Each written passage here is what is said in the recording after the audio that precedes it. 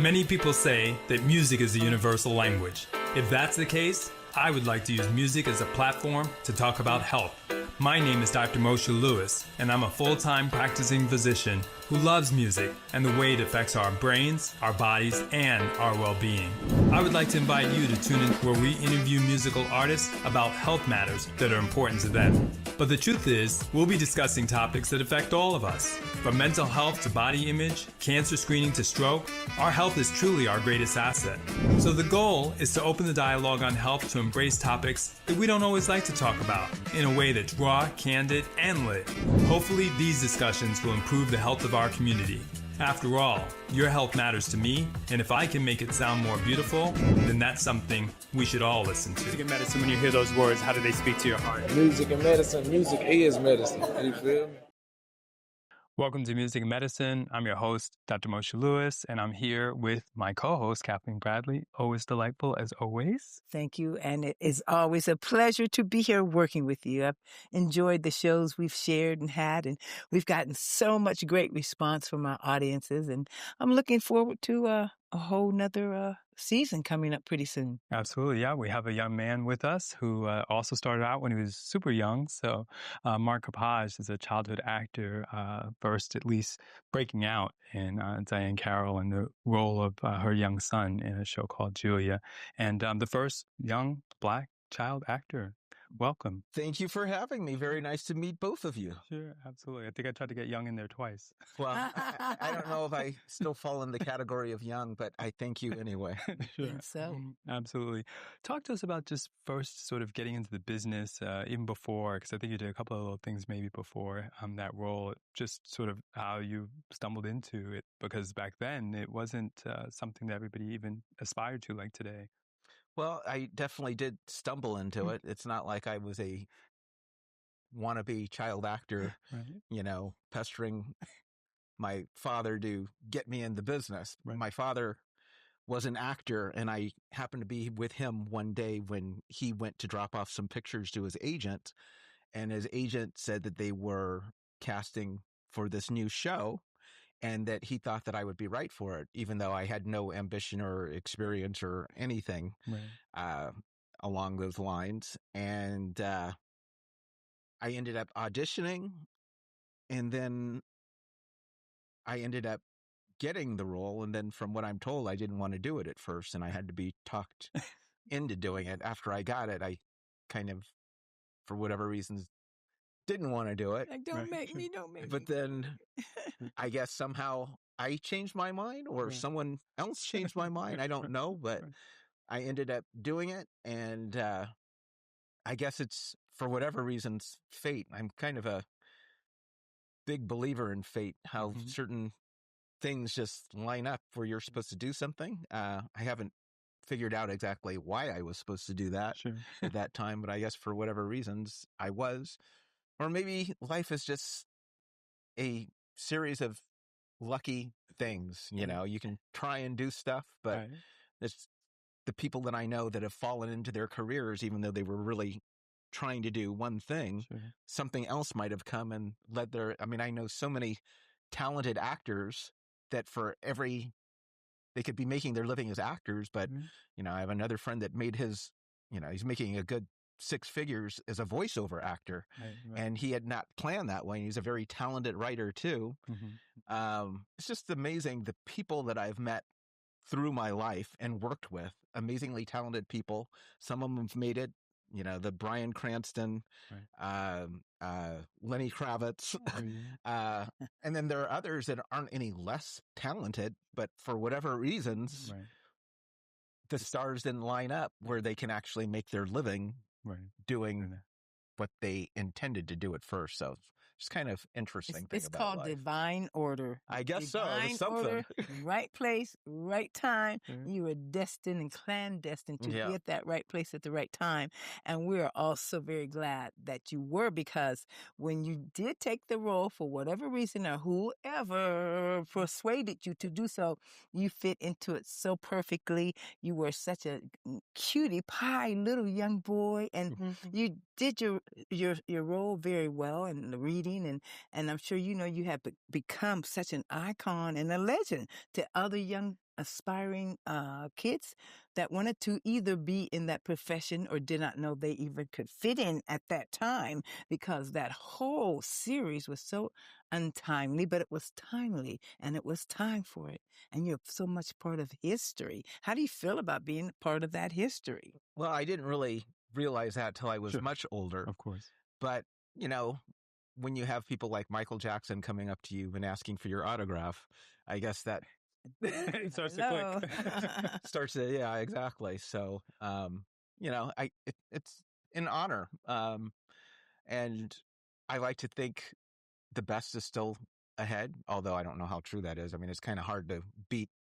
I mean, at one time it was the #1 rated show on the Nielsen ratings. Right. But I'm really enjoying my life now. I've went back to school to study jazz improvisation and really enjoying playing with a combo. I play keyboards as well as I'm singing with the group. Sure. And I just feel really blessed at my age to still be physically, I mean, people in my generation, and I'm on Facebook, and you hear about people with their different illnesses coming up and stuff. And good Lord, knock on wood, I'm able to pretty much do everything that I could ever do before, maybe a touch slower, but still, I mean, I just feel really, really blessed and lucky with my life. Sometimes I have to pinch myself. I mean, it could have turned out a whole different way.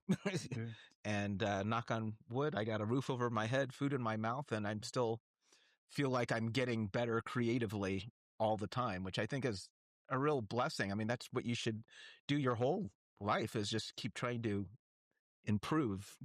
Right. So. Exactly. After the show folded or was over, did you still want to pursue more in the acting career? I know you did a few commercials and what have you, but did you still want to go to the next level? Because usually, being in the entertainment industry, it's a rush to be working every day and going back and forth in the studio and have a great time. Just being here around all of the camera people and the crew and the cast and the catering. And it's really a good rush. And then when it all kind of folds and ends, it's really kind of a downer.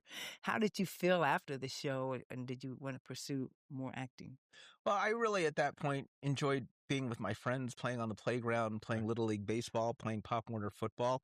I did some things, some afternoon specials, Sanford and Son, an episode of Sanford and Son. It wasn't really until I got out of high school and came to the realization that I need to get a real job, that acting looked very, very lucrative to me. And, it was probably after high school that I started pounding the pavement, trying to get work as an actor. I did some episodic stuff, as I mentioned, afternoon specials, Different Strokes.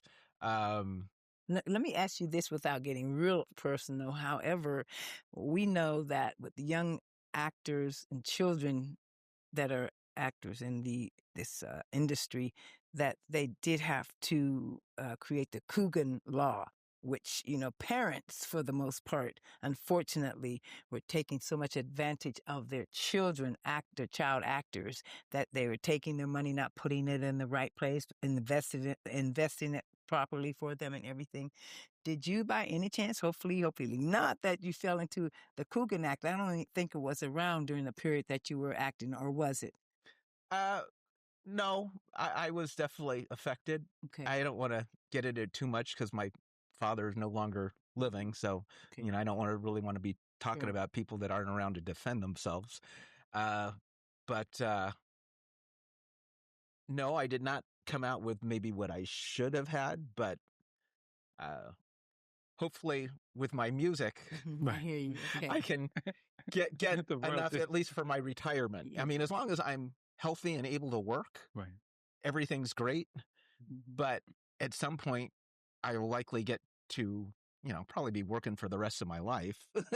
But that's fine. Doing what you want to do. That's important. Exactly. But, I do,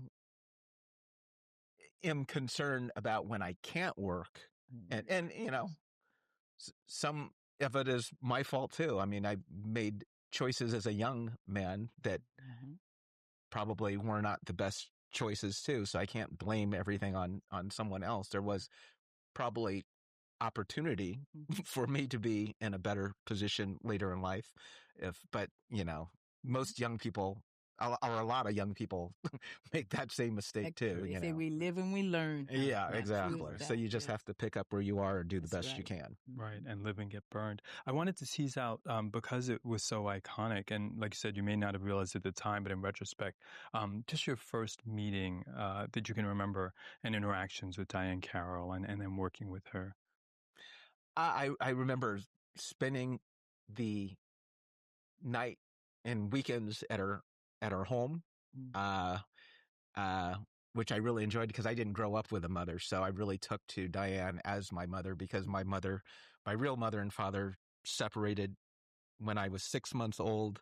My father ended up kidnapping me when I was 2 years old because I wasn't really, well, it's a long story. I don't want to get into, it's probably not going to be that interesting to anyone on my childhood trauma and stuff. We're okay with that because that makes you the great man you are today, all the things you've gone through. But anyway, I would even run away from Diahann Carroll at first just because I wasn't really used to female energy. But I really took to her, and it was wonderful, having that mother figure. Unfortunately, her daughter didn't like that relationship and didn't like me staying over there. So that, eventually put an end to that. And, in her daughter's, Suzanne's defense, if Diahann had been my real mother, I probably wouldn't want to share her either. Right, sure. Did you ever notice, since you're an artist, any irony in the fact that she was not allowed to have a husband, father figure, and that you were coming to the story sort of lacking a mother? I mean, that certainly couldn't have been anybody's thought that this could be a surrogate type of a role, even in a small period of time, to help fill a void that both people may have had.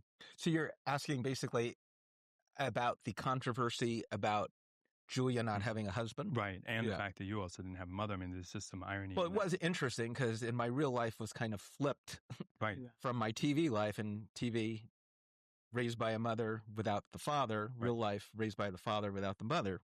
As far as all the criticism that the show got for not having a good Black man role model, I didn't really understand that till I got much older. But I could see the point. But, one of the reasons the show ended, even though the ratings had subsided somewhat, it still could have gone on a couple of more years at least. But Diahann was under such pressure from things like, the criticism of there not being a good Black role model to even the gowns that she was wearing. I think it was some famous designer that was Bob Mackie or something that did this. But then, as Diahann would say, it's television. It's just entertainment. It's not supposed to reflect necessarily reality. And she was getting a lot of criticism that, this wasn't really depicting of a African-American family. Right. But, Marlo Thomas and that girl had her clothes designed by Mackie too, a struggling actress. Right. So, they weren't getting those kind of complaints. It's like any little, I guess when you're the first of anything, you open yourself up for a lot of criticism. You're never going to make everyone happy. Way ahead of your time. That's what the whole thing about it was. And, it was really time to have that Black family, though it was just the mother. It still was reality in terms of the struggles, even though she was a very educated nurse, that it was still wonderfully put out there. But like she was saying, and you would say, and no, now you can't please everybody, though it's entertainment, though we still went, and we enjoyed it being as a sense of reality in the lives, especially with Blacks, not having that male figure. But there were guys and men that came into her life that were educated, that were smart. And, she took it upon herself, I guess, to be able to pick and choose. And it showed a variety of different kind of men that, either she wanted to or not. And then she always thought about you as her son, Mm-hmm. to make sure that she had that right role model of a man in your life. And it was a part of reality because it kind of was how I grew up. I mean, I grew up middle class, and Julia was pretty much depicted as middle class, I think. And I think the groundbreaking thing was that being the first independent Black woman that had a good job versus just the stereotypes of being a nanny or a maid or, something like that. So how did your relationship evolve after you kind of get past sort of that initial fear or things of that nature? And what kind of interactions did you guys have? My relationship with Miss Diahann. It's unfortunate that her and my father didn't really get along. Because it would have been so wonderful to have. That's one of my biggest regrets, is all the wonderful people that I met at that time that I would have loved to have soaked up their knowledge. But I was too young at the time. I mean, I don't know if your audience will remember some of these people like Bob Hope and Cesar Romero and, some real legendary type of people were on that show. And and even people that I got to meet outside, like the Carroll Burnett's and Dick Van Dykes. It would have been nice if I would have been older to get advice. And Diahann, of course, I mean, Diahann's doing basically what I'm interested in. In fact, I'm thinking of, I can't remember if I already mentioned it, but I've gone back to school some years ago to study jazz improvisation. And, I'm currently in playing piano and singing with a jazz combo group. And a lot of people don't know, they think of Diahann as an actress, but a lot of them forget that she actually started as a singer. Right. And I'm thinking of maybe putting together some kind of tribute to her. That would be wise. I know she's got so many firsts. Yes.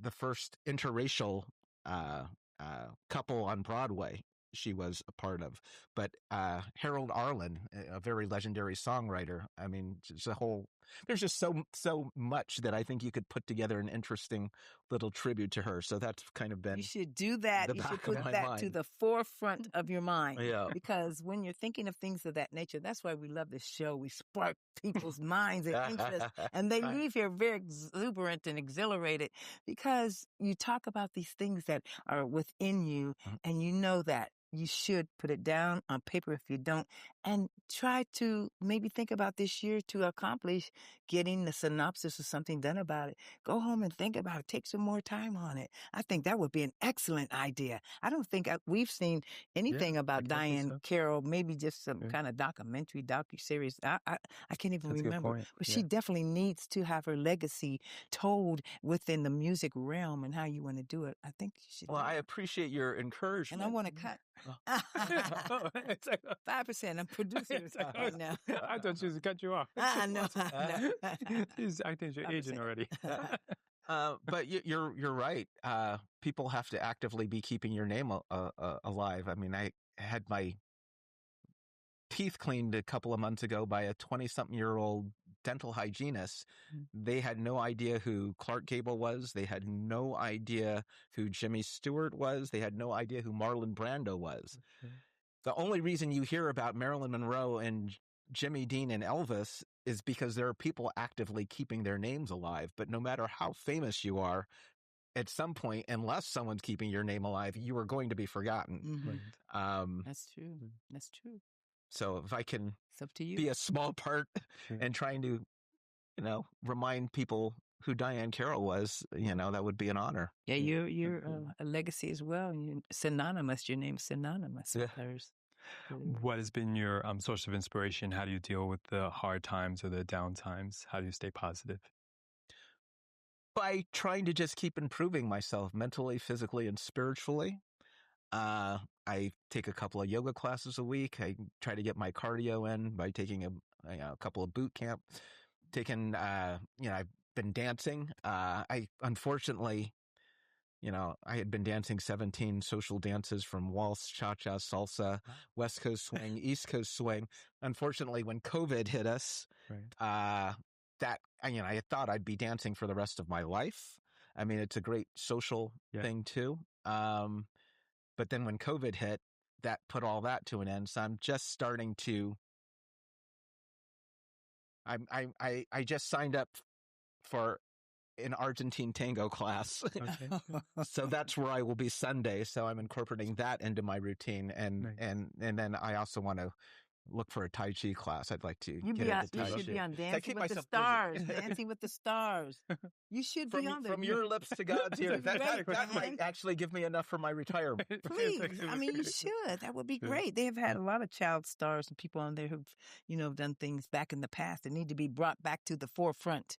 That would be lovely. I don't know if Julia is in enough syndication now where, people know would. Who you are. They at least know who Diahann Carroll is and work their way down. But I would not argue with that. Right. Door. You won't turn it down. What advice do you have for some of the young stars today based on your experiences?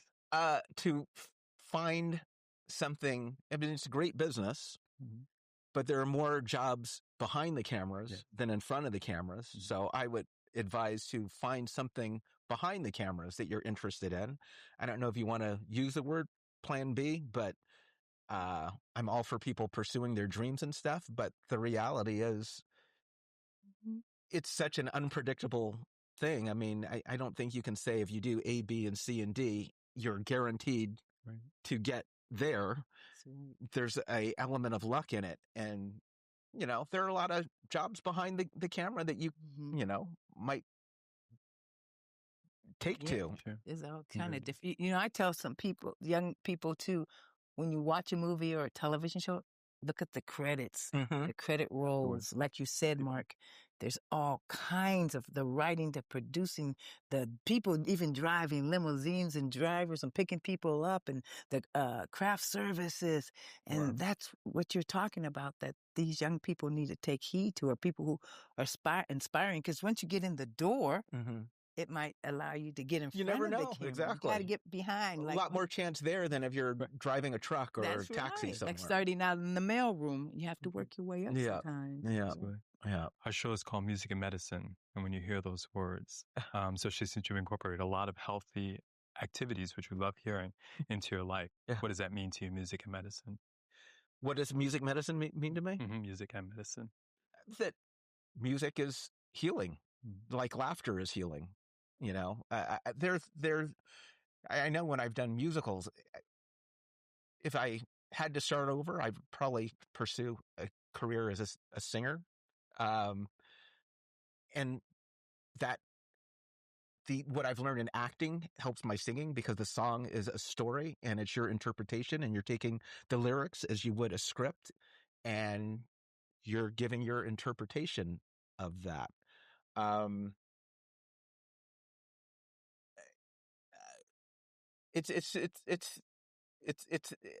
remember doing musicals, and you'd hear the band in the pit, the orchestra, and the hair on the back of my neck it's an experience you can't, a live orchestra playing for you, or,